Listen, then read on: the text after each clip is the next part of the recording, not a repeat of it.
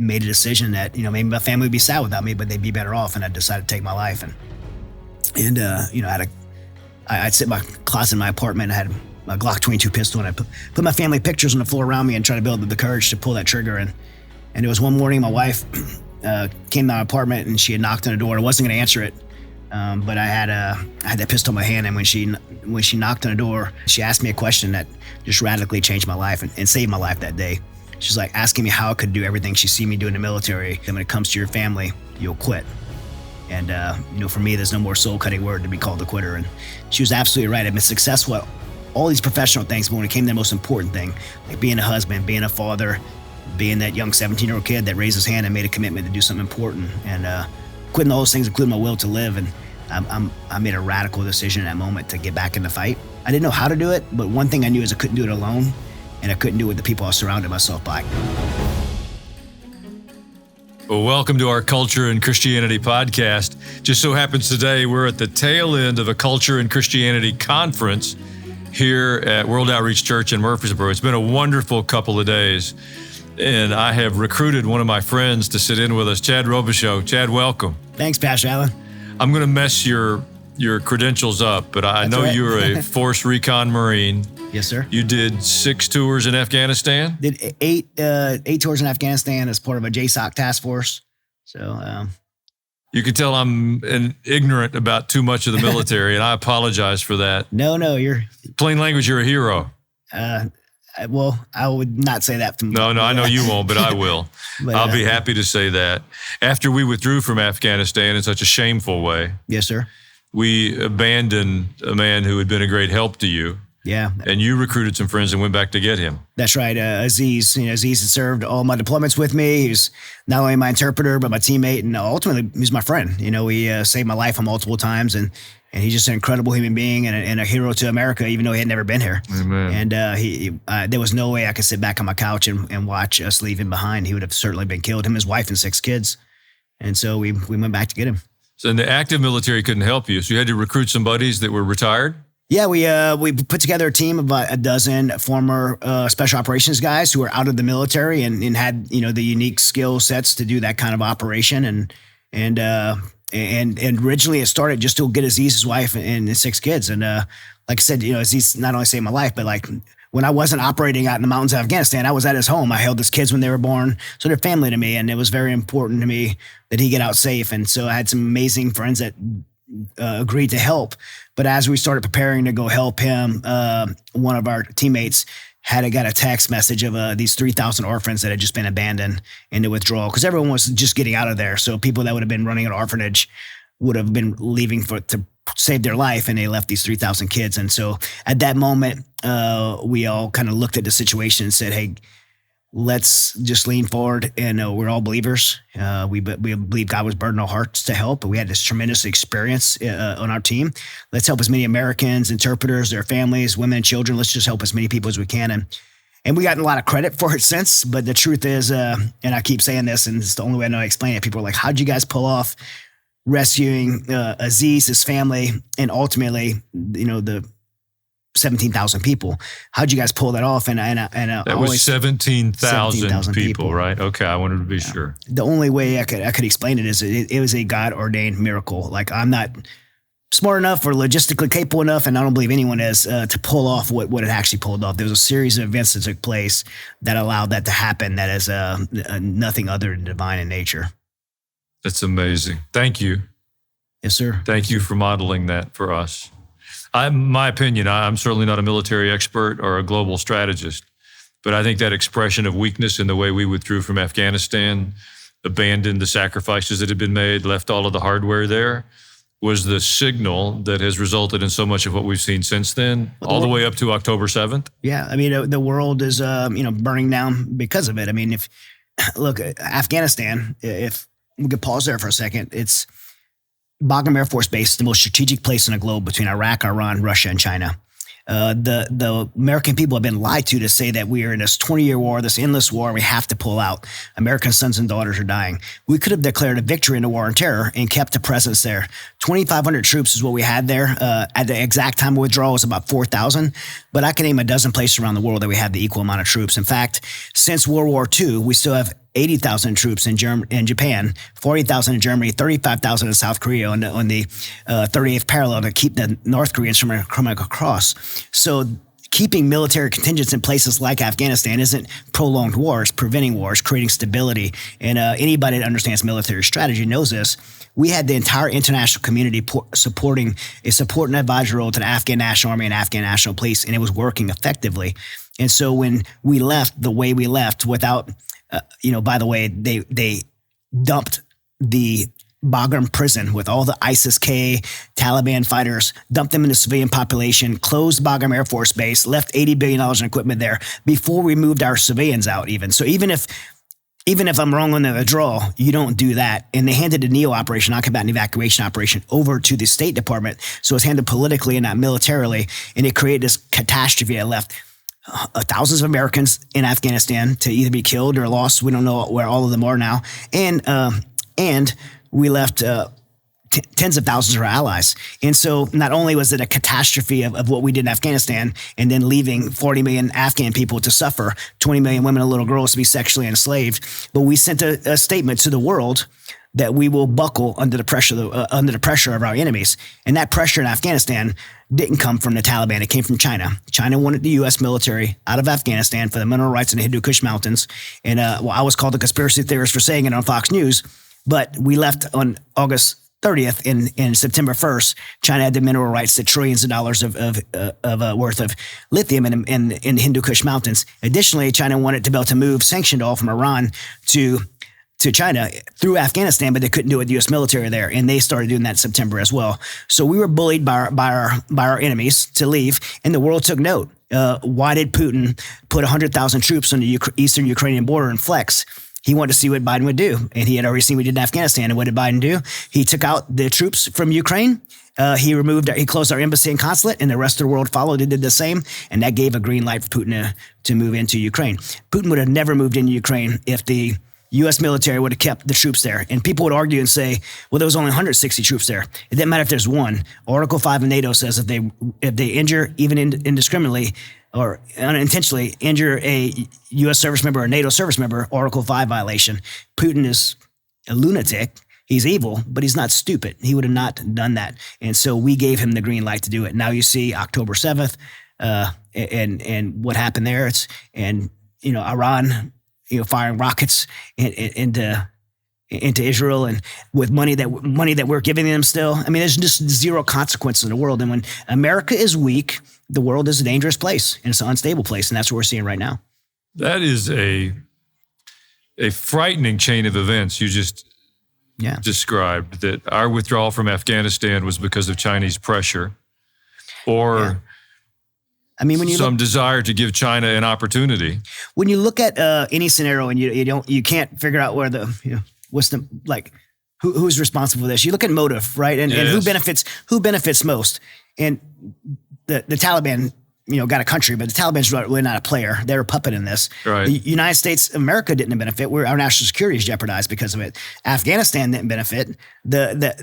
None of our allies benefited. The only people that benefited from this is Iran, Pakistan, ISI, and China. And China is the one that benefits most. Bagram Air Force Base, that strategic base that we gave up and all that equipment there, China occupies that base now. And then within weeks of that, if we didn't outright initiate, we invited the war between Ukraine and Russia. Absolutely. And again, there's the thought that we might have initiated it, which I would not, there's so much speculation to be made there, but I would lean on the side of that. Our hands are all over that. When I say our hands, I mean the White House. It's a money making and money laundering machine, and there's a lot of people that are sending billions of dollars to Ukraine that have the ability to end that thing in 24 hours. And but the incentive is to end it would be the people that are actually making the money. They would have to be incentivized to end it or not. Zelensky's not going to end it. President Biden's not going to end it. They're all benefiting from this thing, and so I believe that it was very deliberate to remove the U.S. troops and close our embassy and consulate to give that green light for Putin to cross. And so there's been more than 500,000 casualties, right? Yeah, I would say a minimum, and there's those are very rough estimations because you can't go. There's no journalists that are going into the Eastern Front, but I've been to places so I'd say that's a minimum number. Is probably 500,000 casualties in there, and in the civilian casualties are grotesque. I mean, I've been to Kharkiv and Odessa and all in the front line, Izum, and personally witnessed seeing apartment buildings, 10-story apartment buildings blown down to rubble. That no men would have been there. Most fighting age males would have not been there. Right. There's no military targets there. Neighborhoods that are like elderly neighborhood. It's just so eerie going there because you're going there and this is not a third world country. I've been to a lot of war zones, but going there to a place like where we live, with ice cream parlors and pizza shops and malls, they're just leveled and apartment buildings leveled. And I personally have eyewitnessed and reported, like leaked to Fox News, mass graves of civilians, women and children, hands bound behind their backs and executed and pushed into mass graves, 1,400 of them. And so the atrocities on the battlefield there are real. Those are not propaganda. Those are real. And this isn't theory. You've been there, 10 times? I've been there 10 times. Mighty Oaks as a team has been there 30 times. So we've done 30 trips through Mighty Oaks Foundation. So this is firsthand experience. And then we hear the government telling us, I haven't heard any calls for a humanitarian ceasefire in Ukraine. We just keep funneling billions of dollars in weapons. That's right. But in Israel, when they're attacked by Hamas and innocent civilians are brutally murdered, all of a sudden we're self-righteous and we need a humanitarian ceasefire. Yeah, it's so inconsistent. And you just look at the motivations behind it. I mean, for me, when I say Ukraine can be ended in 24 hours, that's exactly how you do it. A humanitarian ceasefire. You move NATO troops in, not to go fight with the Russians, but to provide humanitarian aid to the civilian casualties and the atrocities and war crimes conducted against civilians in Ukraine. Once the U.S. and NATO troops move in there, now Putin has risk of a Article 5 violation. There will be a line set somewhere. And that line will hold as long as those troops and the troops that just stay there and remain in doing a humanitarian effort. And that essentially ends the Ukrainian conflict. But it would cost the people that are profiting off it billions of dollars. And that's why those are the same people that have the ability to make that choice. And then you see in Israel, that's what they call for right away because the script, the story is kind of a flip script. Different set of powers there. Yeah. Yeah. Are you surprised by the anti-Semitism, the hatred being expressed towards the Jewish people across this nation now? It hurts. It's shocking, but it's not surprising because, we're in the Culture and Christianity Conference. We've seen our culture just so lied to, manipulated, and manipulate it over the last 20, 30 years that it's, the fact that we got here where we are now is should not be surprising. I mean, the misinformation that's being pumped into our youth through schools and universities, and it's not surprising at all. Right. Yeah. Unfortunately, it's not surprising. Yeah. Tragically, we can explain it. Yeah. It's happened on our watch while we were diddling and weren't paying any attention. Right. And we're going to have to wake up and create a new future, or we're going to lose our freedom and liberty. We certainly will. It has reached that point to where it's on our freedom and liberties. It's at a breaking point. Yeah, I think we're on life support. Yeah. You, after you retired from the military, that's kind of a theory, but you founded the Mighty Oaks Foundation. Yeah. You understood the trauma of coming back and kind of re-entering civilian life. That's right. And I mean, only God got you through that. So you put together the Mighty Oaks Foundation to help the other people coming back that are struggling. Can you tell us a little bit about Mighty Oaks? Yeah, when I came home, I was dealing with anxiety, depression, debilitating panic attacks. I was diagnosed with PTSD, and I spent about 3 years in a downward spiral that ended with me almost losing my family in a very real attempt to take my life. But from the outside, you look pretty successful. Sure, yeah. You were an MMA fighter, world champion. Yeah, I got home and I did, to cope and deal with that, I dove into a sport I did my whole life. I was, been a martial artist since I was 5 years old. I was already a professional MMA fighter on the side, so I dove into that as a coping mechanism, which isn't bad for you, by the way. It's good to have physical outlets and hobbies, but I took something that was good for me and I abused it and I never actually got well. And so on the surface, I'm, winning fights. I'm ranked number 6 in the world. I won a world championship and I'm ended up being 18-2 as a professional fighter. So on the surface, it looked like I was extremely successful, but underneath that really false facade of success was a very broken person, in a home that was falling apart, and my wife and I's marriage was falling apart, and I was in relationships with other women, and eventually we decided to divorce and sold our home, and that there was 3 months that we were apart in separate homes, and we had sold our home and was in separate apartments, and during that time I had made a decision that maybe my family would be sad without me, but they'd be better off, and I decided to take my life, and I'd sit in my closet in my apartment. I had a Glock 22 pistol, and I put my family pictures on the floor around me and try to build the courage to pull that trigger. And it was one morning, my wife came to my apartment, and she had knocked on the door. I wasn't going to answer it, but I had that pistol in my hand. And when she knocked on the door and announced herself, and I heard her voice, I panicked. I was so ashamed of what I was doing. I actually hid that gun under a blanket, and I went to the door. It may sound twisted, but I was so mad that she was there interrupting me killing myself. It would sound silly, but I was. And I opened the door, started berating her and yelling at her why she was there. She wouldn't leave. It's a shame to say this, but because I've never been physically abusive in my life, even though I've definitely been verbally abusive. But I grabbed her purse from her, and I just wanted her to leave so bad that I grabbed it, took it from her, and threw it over the balcony because I wanted her to leave so bad, because I didn't want her interrupting me in that moment. I remember stuff flew everywhere, and she's not a very calm arguer, by the way, but she's usually the opposite. I'm usually calm, and she's not. But in that moment, she was like so calm, and she asked me a question that just radically changed my life and saved my life that day. She's like asking me how I could do everything she's seen me do in the military, going to special operations, the schools, the training, the deployments, training for fights, like the discipline that it takes to do all those things. She's like, how could you do all those things, and when it comes to your family, you'll quit? And, for me, there's no more soul cutting word to be called a quitter. And she was absolutely right. I've been successful at all these professional things, but when it came to the most important thing, like being a husband, being a father, being that young 17-year-old kid that raised his hand and made a commitment to do something important, and quitting all those things, including my will to live. And I made a radical decision in that moment to get back in the fight, but I didn't know how to do it. But one thing I knew is I couldn't do it alone. And I couldn't do it with the people I surrounded myself by, because I had surrounded myself by people that told me everything I wanted to hear and not what I needed to hear. And so she was going to this church when we were separated.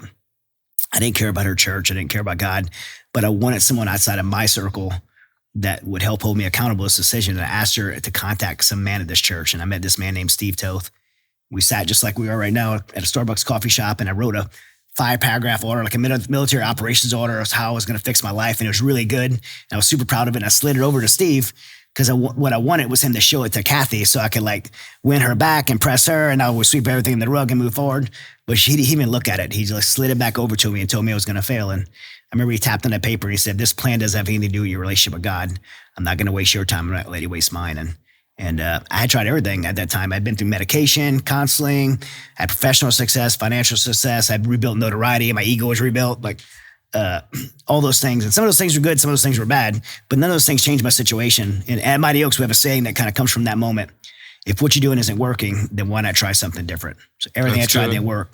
It was time to try something different. I gave God a chance and surrendered my life to Jesus. And so God restoring a life is not a theory to you or some theological point. You've lived it out. I lived it out. And beyond the decision, though, Steve discipled me for an entire year in biblical living. That's good. And that was the change, because what I realized, that all this bad stuff that happened to me was not because of my experiences, but because of the choice I made in response to my experiences. And now the Bible gave me a blueprint to make better choices. So did I still get anxiety and depression? Of course I did, but I had a blueprint to make better choices. People say life doesn't come with a handbook. And it actually does. We just don't read it. Isn't that the truth? It's kind of like the IKEA furniture. You ever see that? Like my wife will buy something and I'll get it and I'll put it together without reading instructions. And it's like 5 extra parts and it's like wobbly and shaky. I'm like, this thing's junk. But it's not. I didn't read the instructions, and that's kind of our life. Our life ends up being junk, and we just never read the handbook. And so reading the Bible and figuring out biblical solutions to the problems I was facing led me to restoration and hope and ultimately purpose. And that purpose really manifested for me, and God just put a burden on my heart to pay that, everything I just said, forward to someone else. And that led to Mighty Oaks Foundation. I didn't know if it was going to be one person, and now we're about 500,000 people. That's awesome. In 12 years. But I just didn't know. I just leaned. So if somebody's listening, they're a veteran, or their family member's a veteran, or somebody they care about, and they're struggling a bit. And first responders. First responders, they can reach out to Mighty Oaks. They can reach out, mightyoaksprograms.org.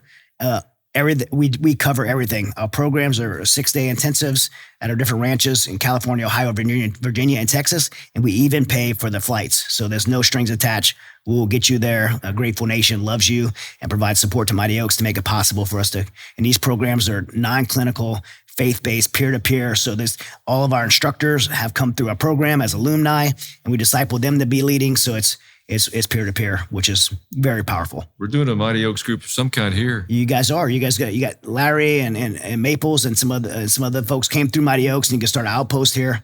And that's, this is one of the things that we do. Is not just our intensive, but partner with churches like World Outreach across the country to make sure that communities have resources and equipped to be able to care for their veterans and first responders.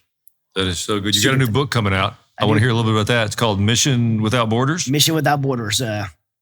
It is based in Ukraine during the Ukrainian invasion by Russia, but it's not a geopolitical Ukraine book. It does give some of that. What the book's really about is me and my sons. My oldest son Hunter is a combat veteran Marine, 84 years of service in our family. So, but Hunter and I are kind of unique because we both served in Afghanistan. And but even though he's his own man, he's a Marine combat veteran, I'm still his dad. And I still love him and want to protect him. And so there was this transition for me of like him God burdening his heart's the same thing as me to go into war zones and help people. He's just burdened to do that. But me being dad saying, I can't take you into Eastern Ukraine with me. Like, what kind of dad takes his son into a war zone? And my fear and my control saying, I'm going to protect him. And me coming to the realization that the hard realization that I can protect my son, but I can never protect him better than God can. And I can love, and I love my son, but I don't love him more than God does. And realization to be able to take that control off and relinquish that fear I have in the faith in him and his abilities and the faith in God to protect him and have his hand over his life and allow him to do the things that God called him to do too. Because he didn't just call me to do these things. He's calling him and to get out of my son's way. And so into the beginning of the book starts with me and him and both at the same time. I'm in a Zoom. He's in Bakhmut getting bombed. And that's kind of the prologue of the book is we're both getting bombed simultaneously at the same time, and we're on the phone with each other, and then the book kind of goes back to the beginning where we're going to this Ukrainian operation, and I'm benching him, I'm not letting him do anything, and how do we get to not letting him do anything to where we're both getting bombed? And now he's been to Ukraine more times than I have, and one of the missions he's leading there is not rescuing people. One of the things he's doing is they're training chaplains. So most of the Ukrainian soldiers are conscripts, people that were recruited or drafted into the army. Well, they're pastors. Like if that's happened here and you had half of your congregation, the men are out fighting, they don't have a chaplain. You might say, hey, I want to go be their chaplain, but you have no idea how to be a chaplain. Right. And so we came in as Mighty Oaks and worked with the Ukrainian military. Well, that's cool. And we've trained 300 chaplains now of how to not to be a burden on the battlefield and how to actually be a chaplain. So Mighty Oaks so he's led that. And like I said, I think there are about just over 300 chaplains now that we've trained and certified and launched out. That is awesome. I actually thought of you a couple of weeks ago. I was in Israel and we were down on the border of Gaza and the Israeli artillery was still firing. And I'm hearing those sounds. I thought, now I know those sounds are being made by my friends, so that's not quite as scary. But I thought, I'm not as courageous as Chad, so I appreciate what you have done on behalf of this nation and for people.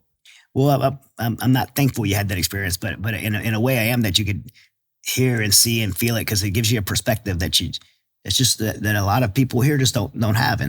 And freedom's not free. It's not. It comes at cost of lives. And, in America, since 1775, I say 1775 because it's a Marine Corps year, 1775, every, man or woman that's donned the uniform and fought, bled, and died for our country, through death, through injury, through losing their hearts and souls and minds, it comes at a heavy price. And that's one of the things at Mighty Oaks, we're here to kind of reconcile that and get these guys not just well again, but back living again, have purpose again. Absolutely flourishing.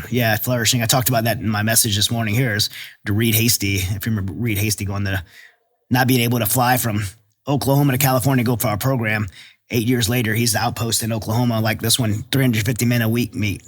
And in only 8 years, he's got 350 people a week meeting. And then going to the Ukraine, couldn't fly from Oklahoma to California to go to our program because his anxiety was so bad. Now he goes all the way to Eastern Ukraine to share his testimony with those troops. It's amazing to see that kind of transformation. That is awesome. Well, our commitment on this podcast is to be sure we always talk a bit about what we can do. Yeah. And when I'm with you, I'm reminded that our military is not intended to be an exercise in social experiments. That's right. They're to defend this nation. And tragically, they've lost their way. Without trying to assign blame to that, I think what we can do now is begin to pray on a daily basis that we'll have leadership in this nation at every necessary level, that our military can be returned to their purpose and stop this insanity that's being pumped into them. Is that fair? That's fair. I mean, look, the military exists for one reason and one reason only. That's to protect our nation and our national security and defend people around the world who can't defend themselves. That's why our military exists. And who goes in the military should be who's most qualified to do that. Not who's most woke, not who's, aligns with the new gender ideology of the day. It's who's most qualified to do that. And we should not be making decisions that prohibit that from being the most successful scenario possible. And that's what our military is facing right now. And we're seeing this become a national security issue because the re-enlistments are down. We've never had since Vietnam, since the draft, we've not had a worse enlistment. We're down, we're 25% down on recruiting and they're fudging the numbers, by the way. And so it's worse than that. And I've never seen a lower morale in 30 years of me being around the military. Suicide rates right now are an all-time high in the military.